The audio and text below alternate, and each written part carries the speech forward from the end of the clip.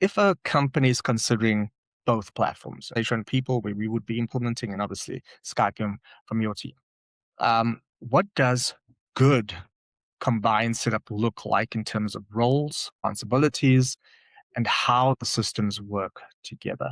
The desired goal is always to have a symbiotic relationship between the two systems. The initial steps are, of course, all human driven, and they are, in truth, they're very, very straightforward and simple. So, assuming a customer already has deployed or has committed to saturated people, we will in turn feel all the compliance discussions, learning and development discussions. We want to understand what is your desired outcome, what must that look like, what are your pain points that you're trying to resolve. Once we have all that information, we then map and we create the integration between the two platforms. As mentioned, that's typically employee out, training transactions back in. And that's just as a starting point. We can, of course, do quite a bit more from the word go. The integration between Skypiom and Session and people will require input from both teams, from TydeCo, from our side as well, whereby the actual integration into Session and people, that's handled by our team.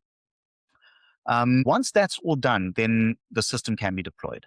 And that's where our wonderful support team then actually comes into play. They engage directly with the system champion or champions on the client side. We train them on the Skype LMS so that they are fully independent. We want them to own and be in full control of their destiny from beginning to end. Once that's done, the reality is that often, and I mean, that's just human nature, we forget things. We forget how, we've been trained on a system 3 months ago. How do I do this again? So additional support may be required down the road. And that's where, our standard support is fully included, comprehensive, at part of the system deployment. But if the reality dictates otherwise, where a customer has, let's say, limited terms of capacity, we can extend premium and pro support options. And in essence, that's fully managed services. That's really what that boils down to, where our team will do all the heavy lifting at the behest of the customer.